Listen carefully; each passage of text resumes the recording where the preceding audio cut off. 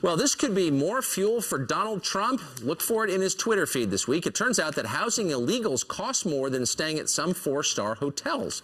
The Daily Mail reports that a night stay at the country's largest detention center in Texas cost taxpayers $231 per person per night. Well, a double room at the Hilton, a four-star hotel just 70 miles away, cost only $169. Joining me now from the Federation for American Immigration Reform, Dan Stein. Dan, good to see you this morning. Great to be here, Tucker. Can these numbers be true? Well, it's our government at work. It's your tax dollars at work. I'm sure the advocates who've been pushing for more and more amenities, you'd think they'd be happy, but I mean, I think now they want Hilton honors points added for each night's stay. Yes. But in fact, they're pushing the administration to release the families that are in detention, and in fact, as we speak, they are. Obviously, the problem is that we have a process that takes way too long.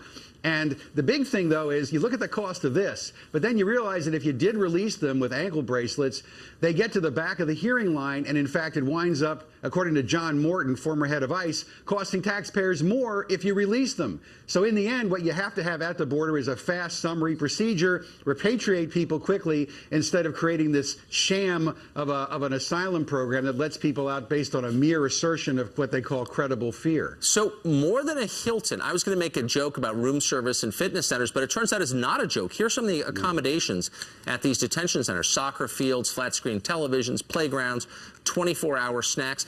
These are detention centers for people who have broken the law demonstrably. Where did we wind up with amenities like this?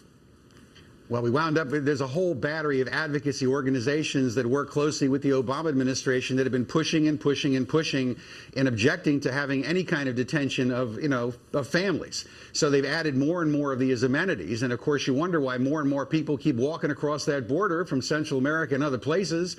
The whole concept of detention, Tucker, is deterrence. Now, the administration has conceded in a court that they're not going to use it for deterrence, that they're only going to detain people if you can show they're a flight risk.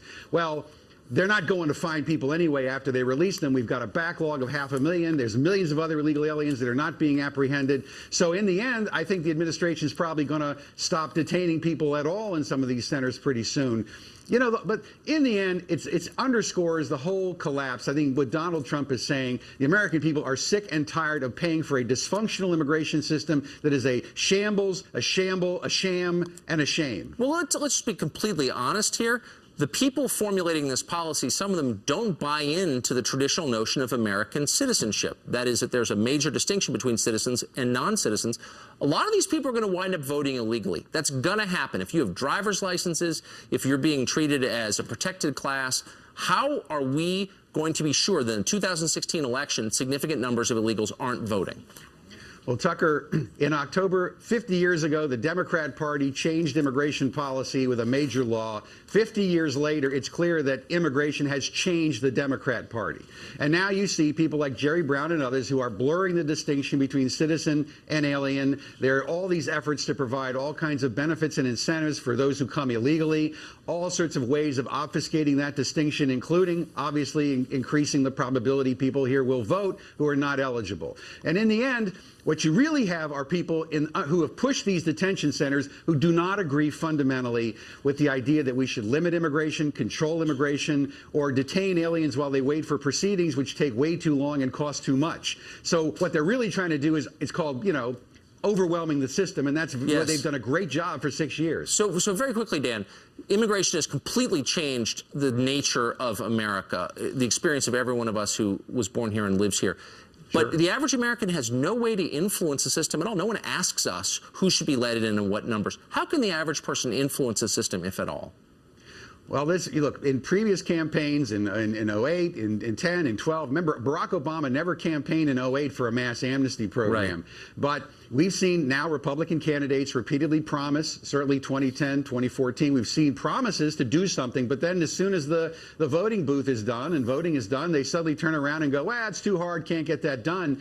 People are going to have to, what we need, of course, are presidential candidates. And Santorum, some extent, Rick Walker, obviously Donald Trump. I mean, we're hearing a lot of robust discussion on the Republican side. Hillary Clinton's going to have to answer basic core questions about sanctuary, about her conception of limits. We have to, as citizens, we have an obligation to raise this issue at every turn in the upcoming campaign.